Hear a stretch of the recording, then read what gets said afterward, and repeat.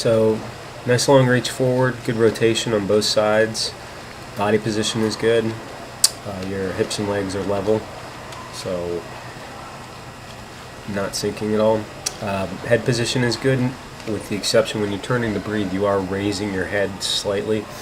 It's not terrible, but it could be better. So see how it kind of digs in and then comes up a bit. As much as possible, try to smooth that out so your head is really just one spot, and you just pivot to breathe. That's easier said than done. That's something you just play around with. You try and feel the water hitting the crown of your head at all times, basically. Kick looks good. Looks like you have a kick coming from the knee. If you don't do much kick training, you should do some just standalone kick training with the kickboard. But the technique of the kick looks good. I apologize if this video looks like it's a little mangled up. Sorry about that. So here, look at streamline and rotation, and you can see your feet do not come out of the lane of your body at all, which is good. That means you're streamlined and you're rotating very well both sides. And I view rotation as a function or a result of extension. So that means you're extending pretty well.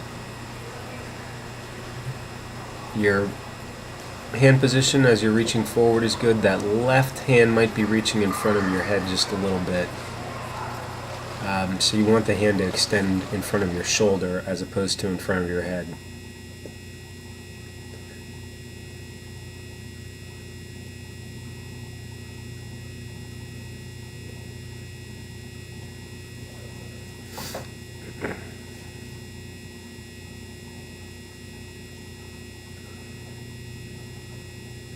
So style of swimming underwater, if you recall the discussion about elbow slip or a straight arm or a high elbow catch, I would say you're sort of in between a straight arm and an elbow slip, in that you start out with like a straight kind of pull, but then the elbow leads back a bit, meaning that the elbow is returning towards your torso before your hand and forearm do, ultimately.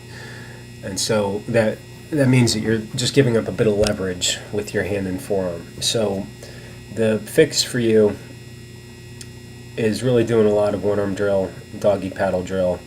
Maybe get the tech paddles. It's techpaddle.com, and that's a forearm paddle. And work on really kind of getting your internal shoulder rotation, which is how you initiate the catch. And then what you'd want to see yourself doing is your upper arm would still be extended forward, but your hand and your forearm would be pivoting or angling down so that they're perpendicular or vertical to the bottom of the pool. So another term for it is early vertical forearm. And that's how you basically create your grip or grab on the water. So the line you're pulling back is good, pretty much just a straight line. The path that you're pulling is good, and just a little bit of crossing over with the left.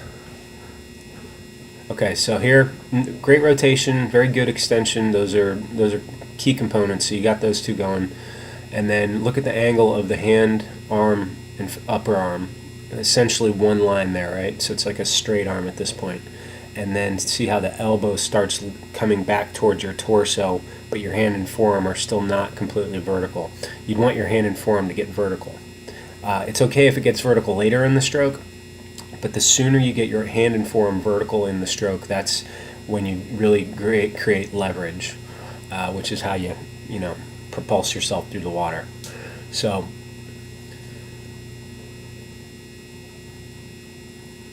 again, great extension, nice rotation, body position, terrific. And then I think more or less the same thing here. So line of the hand, forearm, upper arm, more or less one line at this point. So that's a straight arm initiation of the pull.